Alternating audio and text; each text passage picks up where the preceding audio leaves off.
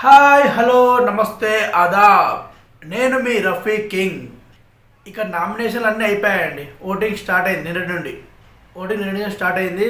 ఈసారి మాత్రం ఎవ్వరూ ఊహించని విధంగా విచిత్రమైన ఓటింగ్ జరుగుతుంది. అవన్నీ మాట్లాడుకుందాం. అవన్నీ మీకు వివరిస్తాను. అంతకంటే ముందు ఛానల్ని కొంచెం సబ్స్క్రైబ్ చేయండి. సబ్స్క్రైబ్ చేసి కొంచెం నాకు బూస్టప్ ఇవ్వండి. ఓకే అండి. ఇక బిగ్ బాస్ విషయానికి వస్తే అసలు దువ్వాడ మాధురి గారు దివ్య గారికి ఓటు వేయడానికే బిగ్ బాస్ ఓట్లోకి వచ్చినట్లుంది. దివ్య గారి కోసమే బిగ్ బాస్ ఓట్లోకి వచ్చినట్టుంది.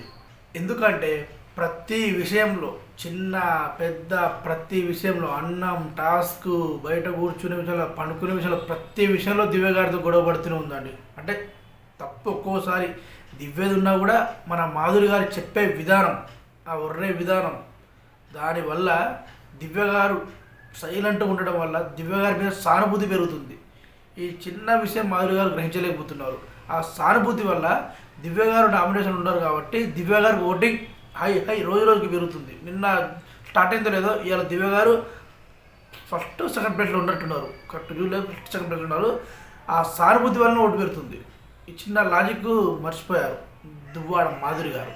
ఏం చెప్పినట్టు దువ్వాడ మాధురి గారు చెప్పే ప్రతి పాయింట్ లాజిక్కే, ప్రతి పాయింట్ మంచిదే. మొన్న కర్రీ విషయంలో కానీ ఇంకో వేరే కళ్యాణ్ విషయంలో కానీ ప్రతి విషయంలో చెప్పే పాయింట్ మంచిదైనా కూడా చెప్పే విధానం వల్ల కూడా మనుషులు కొంతమంది చెప్పే విధానం బాగోదు. చెప్పే విధానం బాగోకపోవడం వల్ల ఏమవుతారు, అప్పుడు వాళ్ళ ద్వేషం పెరుగుతుంది. పాయింట్స్ అన్నీ కరెక్ట్, ఎంత పాయింట్స్ కరెక్ట్ ఉన్నా కూడా చెప్పే విధానం మంచిగా ఉండాలి. ఎగ్జాంపుల్, మనం డాక్టర్ దగ్గర పోతాం, మనకు బాగలేక ఏదో ఎగ్జామ్ పోతే డాక్టర్ గారు ఏది అట్లా ఎట్లా పడితే అట్లా తింటే రోగాలు అట్లా తింటావు ఇదిలోదా ఆ నొర్రి వచ్చినట్టు గొప్పలు ఇంకోసారి పోతాం మనం. అంటే మందులు ఇస్తాడు మంచిగా మన మంచిగా చెప్తాడు, మన మంచిగా చెప్పేది. మందులు ఇస్తాడు, తొందర తగ్గుతాయి. అదే ఇంకో డాక్టర్ పోతాం, మంచిగా నాన్న ఎట్లుంది నాన్న ఏమైంది అని ప్రేమగా మంచి మాట్లాడి మంచిగా హార్ట్ పల్స్ చూసి మంచి ప్రేమగా ఇవి తినొద్దు సార్. కొంత మంచిగా చిన్నపిల్లలైతే నాన్న మాట్లాడతారు, తెలిసిన వాళ్ళు మంచిగా మాట్లాడతారు. అలా చెప్పే విధానం రెండూ మెడిసినే. ఆ డాక్టర్ ఇచ్చేది మెడిసినే, ఈ డాక్టర్ ఇచ్చేది మెడిసినే. కానీ ఒకడు ప్రేమగా, ఒకరు కర్కటసంగా. అంటే మనం అందుకే చెప్పే విధానం బాగుండాలి. ఏది చెప్తానమో ఎదుటోళ్ళు ఎట్లా స్వీకరిస్తున్నారో ప్రేమగా, అంటే మరీ ఓవర్ ప్రేమ కాదు, చెప్పే విధానం బట్టి ఉంటుంది. అలానే దువ్వాడ మాధురి చెప్పే పాయింట్స్ అన్నీ కరెక్టే. దివ్యతో ఆర్గ్యుమెంట్ చేయాలి. బిగ్ బాస్ అంటే ఆర్గ్యుమెంట్ చేయాలి, టాస్కులు ఆడాలి, ఉర్రాలి, గొడవలు పడాలి, అన్నీ చేయాలి. కానీ ఒకటే హై పిచ్లో ఒకరితే వేరే వాళ్ళు అమాయకంగా ఫేస్ పెట్టేసరికి పాపం దివ్యం చాలాసార్లు అమాయకంగా ఫేస్ పెట్టేసరికి ఇప్పుడు ఎవరిని పాపం అనిపిస్తే మీకు చెప్పండి. నాకైతే దివ్యం మీద పాపం అనిపిస్తుంది, మీకు ఎలా అనిపిస్తుంది? మీకు కూడా అంతే కదా. అదే ఇప్పుడు జరిగేది బిగ్ బాస్ హౌస్లో. దివ్య ఓటింగ్ కొరకే ప్రత్యేకంగా దువ్వాడ మాధురి గారు వచ్చినట్లుంది బిగ్ బాస్ హౌస్లోకి. ఇక నెక్స్ట్ తనూజ విషయానికి వస్తే వైల్డ్ కార్డ్ ద్వారా వచ్చిన అందరూ తనని టార్గెట్ చేసినా కూడా తన ఆట మాత్రం ఎక్కడా తగ్గట్లేదు. ఎక్కడ తగ్గట్లేదు. ఓటింగ్ విషయంలో కూడా ఎక్కడా తగ్గట్లేదు. టాప్ లెవెల్లో ఉంటుంది.